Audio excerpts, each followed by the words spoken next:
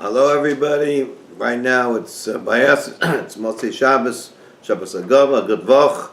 Today, we're starting a new series. We're starting from the beginning of the book of Shemos. Again, we're doing from the translations. It's one of the books that they're called the Royal Words, translated. So it's the last year the Rebbe spoke. It's a very complete translation with footnotes on the Rebbe's Sicha that was published, and the Rebbe's talks, and they're called the Royal Words. Today we're talking about from Parshas of Shemos, and that's the first book in Exodus. This is the second book of the 5 books of Moses, and it's called in Hebrew it's called Shemos. And the first portion, in other words, each book is made up of several different portions, several different chapters that we read on every Shabbos. And this is the first name is also called Shemos, the first portion. So this is from the talks of the Shabbos, the Torah portion of Shemos, the 21st of Teves, 5752. It's translated from the Yiddish. Number one, we're talking page 6. We're on page 6. We're starting the Sikha. Number 1, it says, on the verse, and these are the names of the sons of Yisrael, Yaakov, who came to Mitzrayim, who came to Egypt.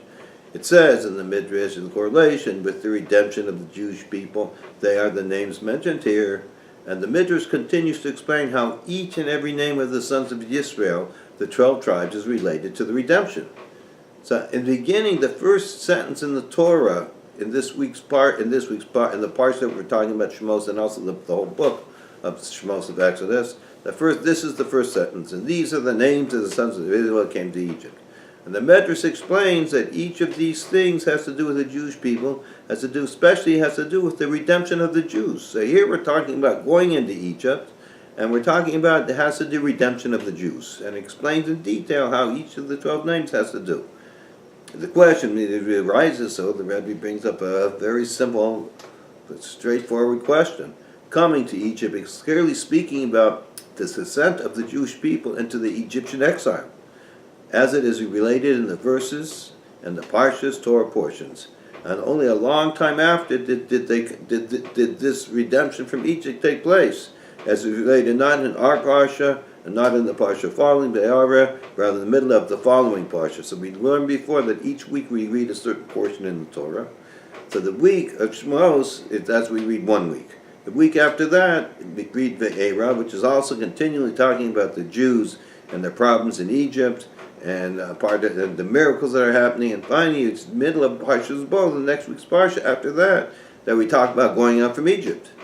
So why is it so? So the question is, really, how does the Midrash then say, in correlation with the redemption of the Jewish people, they are mentioned here?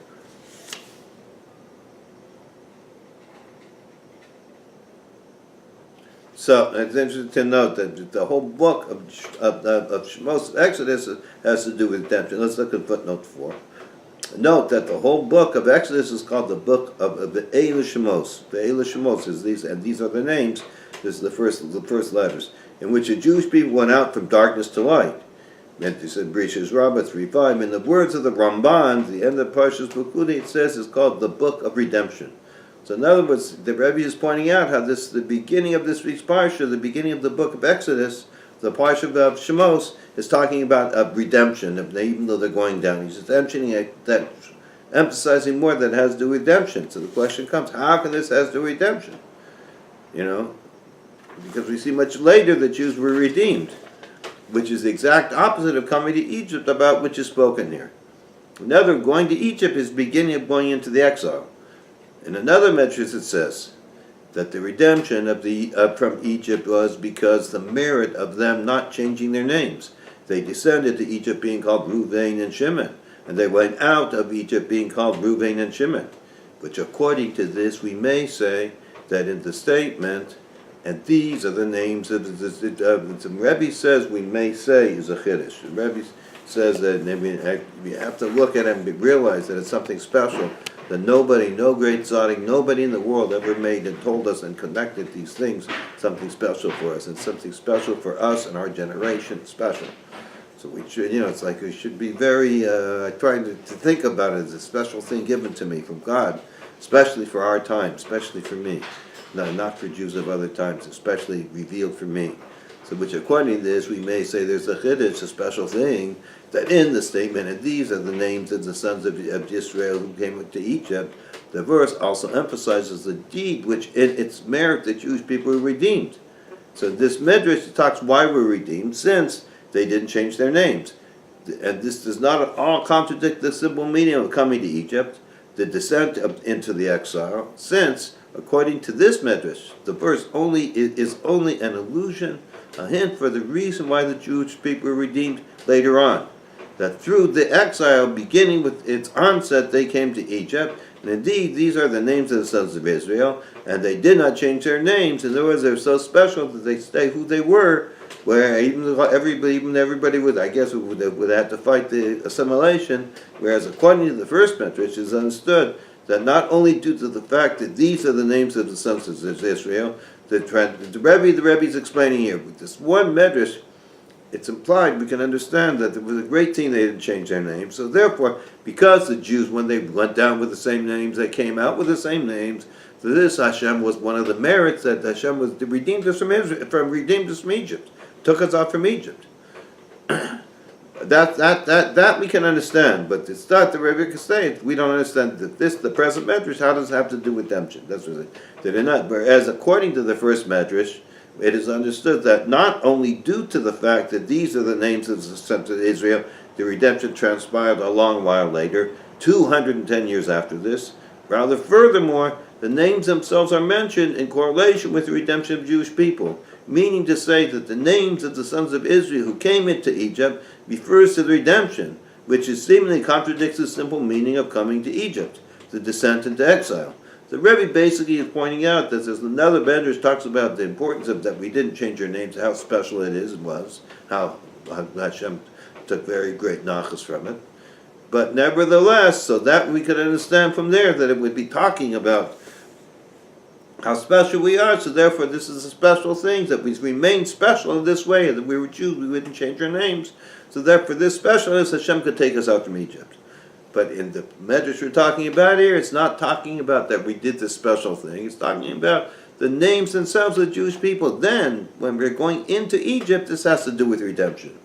So the question still lies, how is it possible that going down into going to Egypt, the beginning of the exile, how did the names mentioned there have to do with redemption? The question is still, as the Rebbe said, the Rebbe basically will bring the question, and then the more you see how big of a question it is, when he gives an answer, the answer is even more amazing, because it covers everything. It covers any question you can have, and everything is answered in it. We must also answer, I know sometimes you get an answer and you think about it, well, it doesn't answer this, so it's okay of an answer, I'll accept it, but it has some problems with it. The Rebbe over here, when he finishes, when the Mitzvah Hashem will finish this, will understand clearly, there will be no questions. Why? We must also understand according to the Midrash. We're at the bottom of page 7, the paragraph, that in the correlation with the redemption of the Jewish people, they are mentioned here. So the same, indeed, even if we find an explanation for coming to Egypt is related to the redemption of the Jewish people, we must first have an explanation as for why this verse emphasizes this here, and is not speaking about them and it is then not speaking about them just now descending into Egypt. Now the Rebbe says, okay, to talk about the Jews, that their names is talking about redemption, but why would it talk about, bring this up to all the Jewish names, talking about the redemption of the Jewish people? Why is this tied to redemption? Why does it bring in here when the Jews are just starting or going down to Egypt? Why is it docked in this place? It could bring this up another place. There's a special connection with redemption and going into Egypt. There's a special reason. We have to understand. It makes no sense. Furthermore, in correlation with the redemption of the Jewish people includes also the redemption which is destined to come. Now, the future redemption is going to come, and this future redemption is tied into the original redemption of the Jewish people. It says all the redemption is going after Egypt, everything's tied together. So the question comes up, how is it possible to correlate going, the Rebbe is going to explain, how is it possible to correlate the idea of the Jews going into Egypt, and that's redemption, to the final redemption. Let's go see where he says it inside me. I hope it'll be clearer. Furthermore, in the correlation with the redemption of the Jewish people includes also the redemption, the final redemption, which is destined to come, as it says in the affirmation Midrash, when explaining the relationship of the name of Yosef to the redemption. So in the Midrash that we're talking about explaining all the different names, how they have to do redemption, and that Midrash explains about Yosef. Yosef is the correlation, is the correlation with the fact that in the future Hashem will again, the Hosef and Idim of Yosef, redeem the Jewish people from the wicked kingdom, just as he redeemed them from Egypt. As the verse says, and it shall be on that day Hashem will once again stretch forth his hand. So this is showing that it has to do with the future redemption of the names. This intensifies the question even more. Not only do we connect the descent into Egypt, the exile coming to Egypt, with the redemption from Egypt, what is more, we connect it also with the redemption that is destined to come, which comes truly a vast amount of time after the Egyptian exile, and most certainly after the descent into Egypt. In other words, what can possibly be the relation of coming to Egypt and Jews going to Egypt, which is not only speaking about the beginning of the enslavement in Egypt, rather the entire episode of their coming to Egypt, namely the descent of Yaakov and all his children to Egypt, and the Tov, the 17 years of residing peacefully in Egypt, and then the years the Egyptians forgetting the salvation of Yaakov and Yosef brought the Egyptians, and how the Yaakov and Yosef saved the Egyptians, they forget about it, etc. and etc. And the Egyptian sorcerers and Paro tried to outsmart Hashem. We talked about this. We'll talk when we're going through the Agada. We talked about Melchomish, that they tried to outsmart the Egyptians. Sorcerers tried to outsmart when they did all the different plagues. It says that they also were able to make the miracles happen. They were always trying to say that this is just magic. This is brought down, but when you read in the Melchomish, we'll see how it's talking about over there.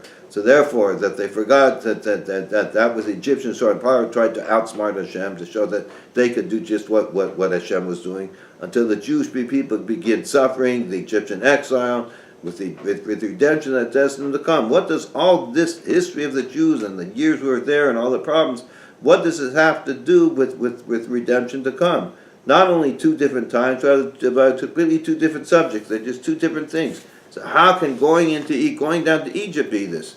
In addition, we must also understand, as with regard to every aspect of Torah, from the term Torah, lessons and instructions, that what is the lesson and instruction from thousands of years after the coming to Egypt, and after the exile from Egypt. And they're always saying, so what are we going to learn from this? The Jews went down to Egypt. It has to do with redemption. How does this help us now? How is it relevant now? Now we're on page 9. We're on number 2.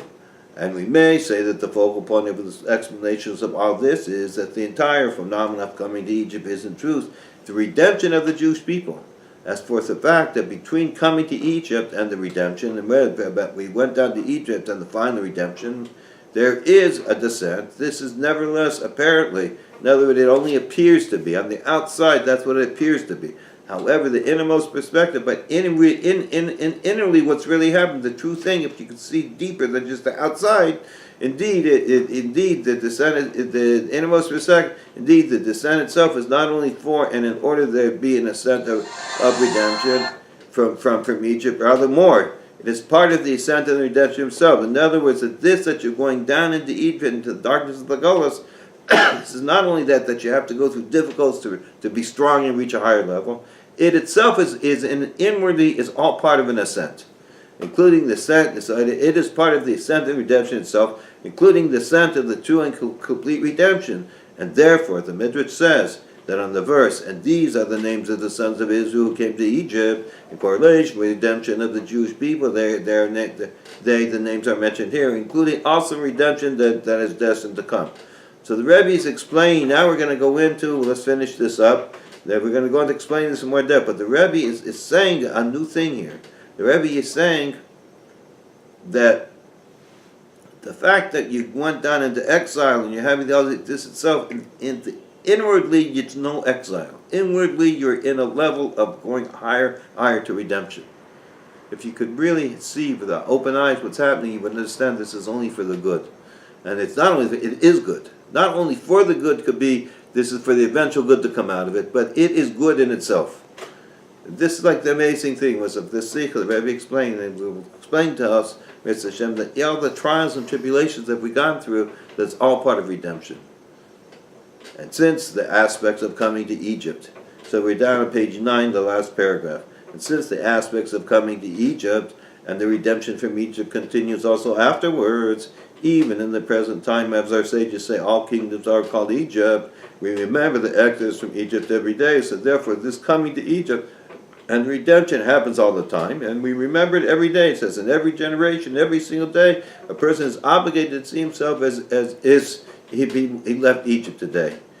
We say this every day, and from this we learn that it is also this present exile we must bring about the redemption of the Jewish people, the true and complete redemption, as will be explained later. So what he says here.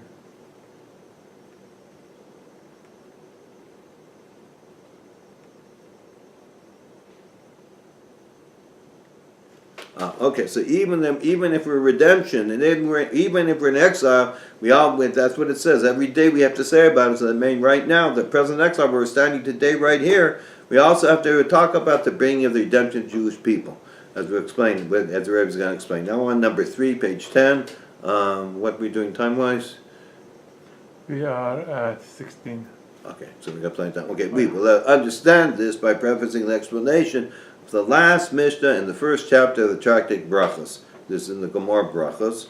As we also in the recitation, as we also say in the recitation, when we're saying over the Passover Haggadah, it says, Rabbi Elazar ben Azariah said, I am one who is 70 years old and did not merit to find the source of the mitzvah to recite Exodus from Egypt every night until Ben Zoma brought to the light the exposition, implying what's meaning. He was explaining something from additional words, implying his obligation, namely, that since the verse says, and so that you should remember the days you left Egypt, all the days of your life, this is the verse in the Torah, so we learn from here that you have to talk about going from Egypt. Indeed, the days of your life denotes it says all the days of your life. Indeed, the days of your life denotes the days, and all the days of your life. So what's adding with the word all? Why does the Torah say all the days of your life? You just say the days of your life comes to include the nights. This is Ben Zoma says.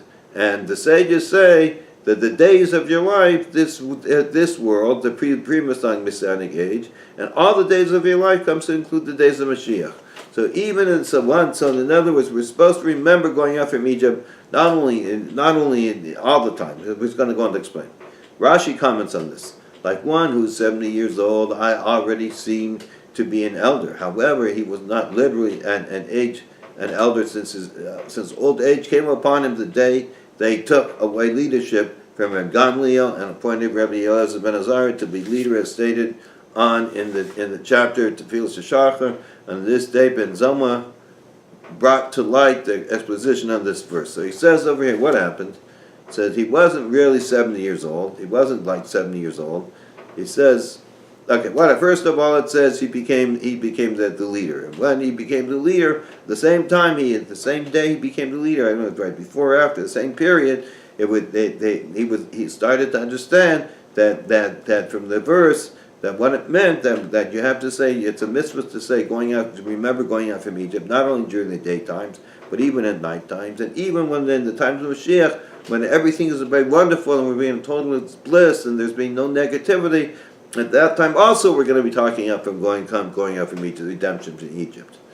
So the Rebbe, the Rashi explains, he wasn't actually 70 years old. Actually, he was only 17 years old. But because when he became Nazi, he became like somebody in wisdom, 70 years old, and his beard turned white. So this Rashi explains some of this, but what Rashi says over there, that he wasn't considered an elder, an old man, but that this old age came upon him the day that he took away leadership from Reb Gamliel and appointed Rabbi Elazar to be leader, as stated later on in the chapter. Okay, so what happened there is they were talking about in this time. They had like the Supreme Court for the Jewish people, the great Supreme Court, and in that they had all the biggest geniuses and rabbis who existed, the smartest, the smart, holy people, special people, and there was always one leader, one Nasi, the head of the whole thing, and everybody went, and he was the leader, he was the head man, and everybody listened and followed to him. And then he, Rabbi Elazar ben Azariah, that day was appointed to be the leader of the Jews, basically. That person was like the leader of the Jews. He was like the leader of the generation in a lot of ways. Very, very special thing. And then, because he was the head of all, where all Torah came from. He's the leader. So now the explanation is necessary. Now we're on page 11, up at the top. Now the explanation is necessary as for what is the relationship of this dissertation with the one who said it, namely, Rabbi Elazar ben Azariah. Now, why, when he talked about the going out from Egypt, you remember three different levels. What's his relevance with the Rabbi Elazar ben Azariah, as well as an explanation for the relationship of this Mishnah to the day upon which it is said, namely, on the day or the connection with the day that Rabbi Elazar ben Azariah was appointed to be leader. For it makes sense to say that since Rabbi Elazar ben Azariah was occupied with this topic on the day of Torah, on the day he became the leader, it is related to his service as a leader. Since he said about this, it is related to his service as a leader of the Jewish people. Unlike the Rebbe is trying to make things, so he says. In other words, he was talking about this special thing, about how to remember going out from Egypt all these different times. He was talking about this the day he became the Nasi, the day he became the leader of the generation, the leader of the court. So it must say that there's something, that these two things are connected. It's like the Rebbe explains over here in the parentheses, it's like there's an obligation that you're supposed to study something before the pertinent time. Like now, we're 30 days before Pesach, there's an obligation to study the laws of Pesach 30 days before Pesach. So just like we see in the Torah, there's an obligation to study it. So the Rebbe's make a comparison. This is a chiddush by the Rebbe. This is also has to say has to be a special connection between what he was studying the day that he became Nasi. Like the obligations to give a precedence to studying Torah about matters that are time pertinent. And we may say, this is a chiddush by the Rebbe, that likewise is for every Jew, especially regarding his Torah studies on the topics that are pertinent to his moment in life. So it's not just, he's explaining this for everybody, that a person is going to a special time, is reaching to a special level, so therefore he's supposed to study about that special level, that you're supposed to do. So in other words, so the same thing here is that since he was studying, he was involved in this special study about when you're supposed to remember going out from Egypt, this has to do something special with him being appointed the leader, the head. Also, the relationship of all this, so the Rebbe said we have to understand this with the words of Rabbi Elazar ben Azariah. I'm like one who's 70 years old, 7 years specifically. He says he was like 70 years old. Actually, he was only, as you say, he was much younger, but he became like 70. So why 70? So what's the questions here? We have to understand what's the connection between him learning this. We see there's a connection between him and learning this idea about going out from Egypt in all the different times, and also why he said he was like 70 years. And the explanation is number 4 on page 12. In this mission, the great virtue and the reverence of Exodus from Egypt is expressed how wonderful we went out from Egypt. What special news is, namely that also after the Jewish people went out from Egypt, we had the obligation to remember the Exodus of Egypt all the days of your life, every day and every night, as the words of Ben Zalman, both in this world, the pre-Masonic era, as well in the days of your life, as the words of the sages said that. So this is a great virtue that we're supposed to remember all the time going out from Egypt, even with Mashiach Yitzchakenu, even the Gula Shlema, the complete redemption. When we're sitting basking in the glory with Hashem in the base of Mikdash, we still have to remember going out from Egypt. The reason for this is that since the remembrance of Exodus from Egypt is a major foundation and strong pillar of our faith, of our Torah and faith, indeed, then the breakthrough of the concept of redemption was accomplished. That Jews left the category servitude and became free men in essence. That they are my servants and not servants of my servants, and in the manner of continuous accomplishment all the time. So it says over here that this is the main thing, that we became free. We became God's special servants. We became connected to Hashem, and He's the one we follow. He's in charge of us. And in the service of man, the exodus from Egypt symbolizes the freedom of the godly soul from the constraints and limitations of the imprisonment of the materialistic body. So therefore, the materialistic world in general, becoming connected and united with Hashem through Torah and mitzvahs. It says this is the main thing, that we now, our body and our Yetzer Hara doesn't separate us from Hashem, but rather we have the capability to become connected and say one thing with God all the time, no matter what happens. And since this is the fundamental concept of the entire Torah and Judaism, therefore you should remember the days you left Egypt, all the days of your life. This is including in a manner that in each and in every generation and every single day, a person is obligated to see himself as if he today has left Egypt.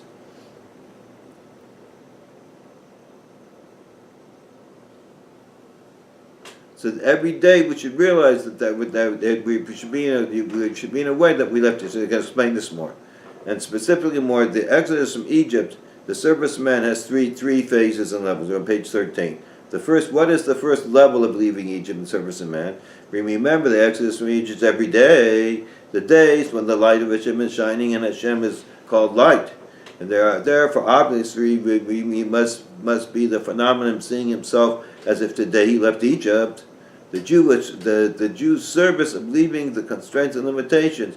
For when godliness is openly manifest, it is easy to serve God. So in other words, that let's say we're in a time when we're mamish and sitting and davening and learning and having a great time and being simcha with our friends and serving Hashem in the most wonderful way.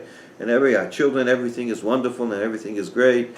So we're really wonderful. He says even this time we have to remember going up from Egypt. We have to remember we still have to leave our present limitations and go to a higher and higher level. In addition to this, the innovation, the new thing that was brought out, that he learned, it says we remember the exodus. This is number 2. Remember the exodus from Egypt every night. As Ben Zoma says, arises from the first. It says, so you shall remember, this is the verse, so that you will remember the day you left Egypt all the days of your life. So we said this before. It says all the days of your life. This is part of the sentence in the Torah. Comes to it to include the nights. That way it says all means to include the extra word all. That even at night, in the dark time, when the light of Hashem is not shining, including even the night of exile, there also, moreover, there must be the exodus from Egypt constraints. So even if you're having a hard time, and we've been through such hard times since we've exiled, and there are people that's very hard around, and everything's difficult, and it's darkness, and we don't know what to do, where to go. Even at that time, we have to remember that nothing controls us, that we're still free, that we're in a level of freedom because we're one with Hashem, and that they can do nothing to us. There's the previous Lubavitch Rebbe reminds me of a story that he was fighting in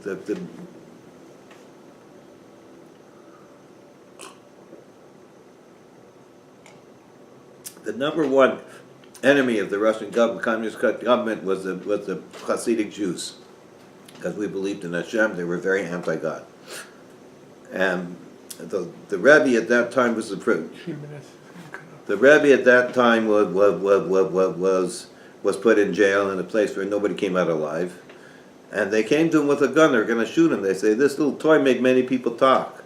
So the Rebbe said to them, he says, that little toy made many people talk. He says, there's a difference between me and you. I have one God in two worlds, and you have no God. What did he say? You have one world and two gods. But basically he was saying, I'm one with Hashem, and no matter what you do, you can't change me. I'm above that. It's Hashem. We're going to finish up tomorrow. We're going to finish further. Tzai Gesund to everybody, and have a wonderful day and a night. Be well.